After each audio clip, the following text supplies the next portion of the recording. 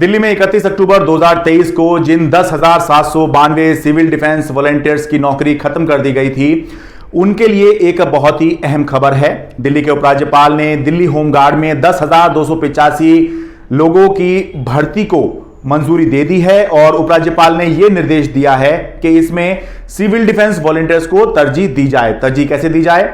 Selection process के दौरान 10 bonus point civil defence volunteers को दिए जाएंगे ताकि उनको तवज्जो मिल सके।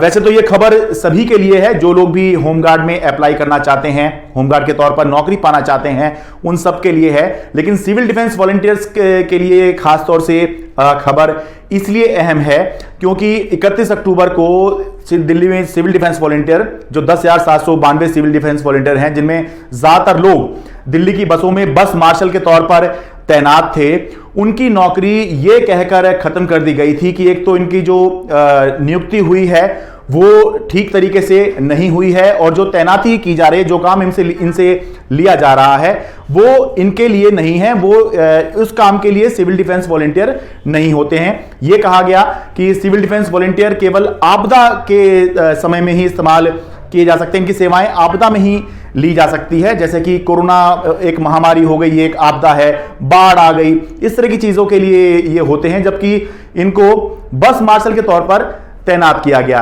तो ये कहकर जो है इनका जो तैनाती थी, नियुक्ति थी, ये खत्म कर दी गई।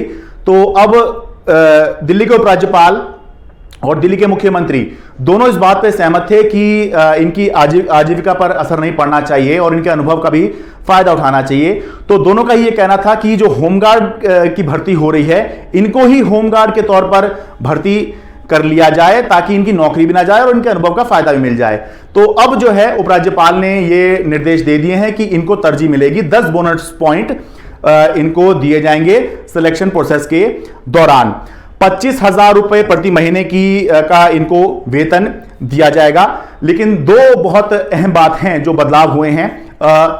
सोमवार को दिल्ली के उपराज्यपाल ने इसको लेकर एक बैठक की और उसमें यह तय हुआ है कि एक तो जो पहले अधिकतम ये कहें मैक्सिमम एज लिमिट जो थी वो 60 साल की थी होमगार्ड में भर्ती के लिए, या 60 साल तक होमगार्ड इसमें काम कर सकते थे, तो उसको घटाकर अब 45 साल कर दिया गया। यह कहा गया है कि असल में पुलिस फोर्स की सहायता के लिए ही होमगार्ड होते हैं, तो इनको उस तरह से ही होना चाहिए, बाकी स्टेट में भी ऐसा ही होता है, यह कहा गया है उपराज्यपाल दफ्तर की तरफ से।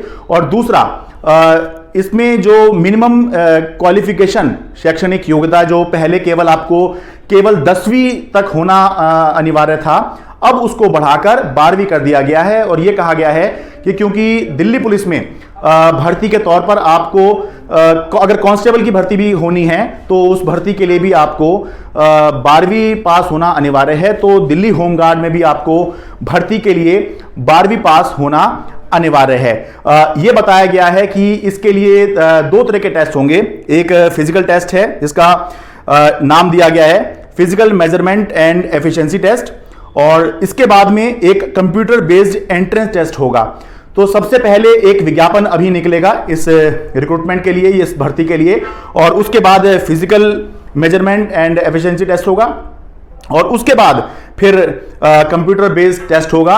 और ये फरवरी 2024 में ये फिजिकल वाला जो टेस्ट है ये सब शुरू होगा और मार्च 2024 में इसके नतीजे आएंगे। तो जो लोग भी इसके लिए आवेदन करना चाहते हैं, 25,000 रुपए प्रति महीने का इसमें वेतन बताया गया है, जो लोग भी इसमें आवेदन करना चाहते हैं वो कर सकते हैं। लेकिन यह तय है, जहां तक सिविल डिफेंस वॉलंटियर की बात है, तो एक तो सारे ही लोग जो हैं इसमें नहीं आ सकते क्योंकि 10,792 वो थे और 10,285 ये है, तो ये तो दिखाई दे रहा सारे वो इसमें शामिल नहीं हो सकते। और दूसरा, पूरी प्रक्रिया के तहत यानी कि फिजिकल टेस्ट भी होगा, फिर उसके बाद आपकी कंप्यूटर बेस्ड टेस्ट भी होगा और उसमें आपको 10 बोनस पॉइंट जरूर मिल जाएंगे, लेकिन पूरी प्रक्रिया के तहत ही आपको आना होगा। और पूरी इस प्रक्रिया की यह भी कहा गया है कि सीसीटीवी के जरिए इसकी वीडियोग्राफी भी करवाई जाएगी। दिल्ली से मैं शरद शर्मा, एनडीटी मीडिया।